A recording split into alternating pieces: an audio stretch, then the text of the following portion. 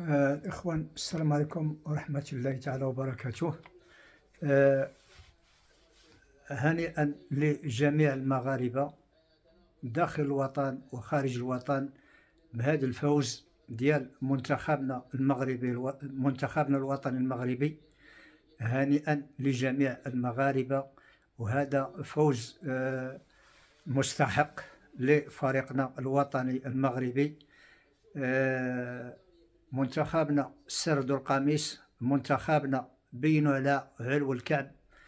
على كل حال سكتوا لهم فمهم للسعوديين اللي كانوا يشتموا فينا، وكانوا كان فيها الابتزاز، كان فيها الشتيم، كان فيها هنا شل حوايج. هانتوما كيف كتسمعوا. لن تتأهل إلى الدور القادم إلا بأمر السعودي. لن تتأهل إلا بأمر السعودي. ولكن احنا لن ندعكم تتأهلون للدور القادم. نحن راح نختار عمان تتأهل معنا. ديما مغرب لن تتأهلون. كيختاروا عمان. ستغادرون البطولة يا مغاربة. المنتخب المغربي إن شاء الله. لن تتأهل. هات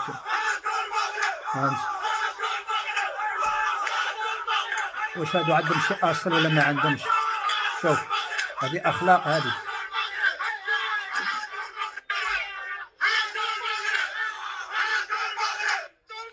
المغرب هاتوا هنا المغرب هنا.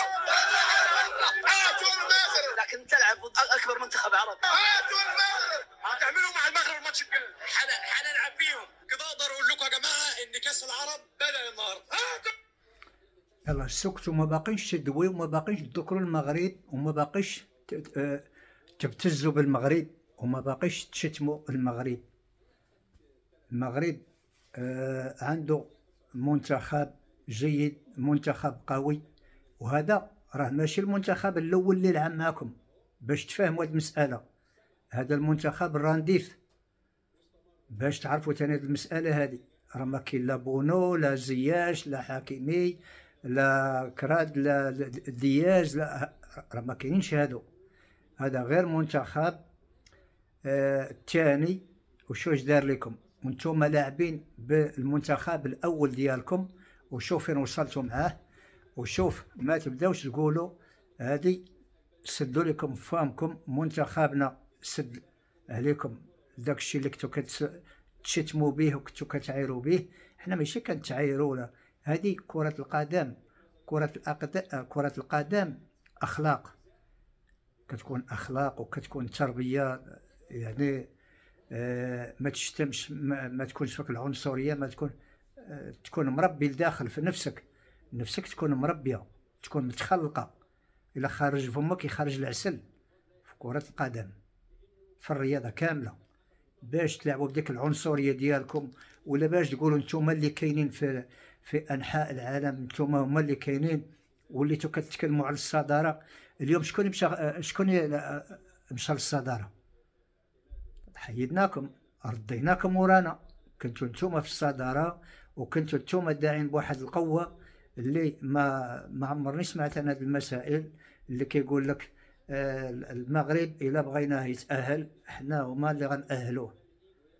المغرب غادي يأهل راسو بيدو، والمغرب كيلعب كرة القدم وكيلعبوا وكيبينوا على علو الكعب، وهذا شرف لينا. وهذا الانتصار كيتهدى للرياضي الكبير صاحب الجلالة والأسرة العلوية كذلك. أنا متيقن 200% إلى صاحب الجلالة حتى هو فرحان أكثر من هذه الفرحة اللي رحنا فرحانين بها. ورحنا غادي إن شاء الله إلى الأمام إن شاء الله الرحمن الرحيم، وتكون مربوحة بإذن الله. إلى بقى التحكيم اليوم، التحكيم كان في المستوى شوية شي خلل، ولكن قليل. الحكم شوية ما خطأش بزاف، ولكن على كل حال كان التحكيم في المستوى. وحنا قلت لك كيف ما كيتقسى منتخبنا الوطني المغربي الا بالظلم والا بشي حاجه ما هيش هي هذيك.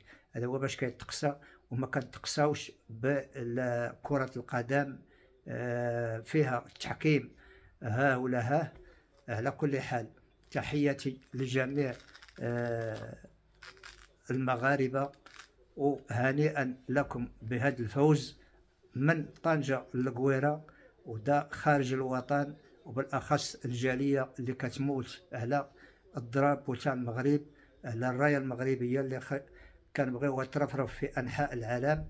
وأنا مغربي وأفتخر. تحياتي لجميع الرياضيين والرياضيات، والسلام عليكم ورحمة الله تعالى وبركاته.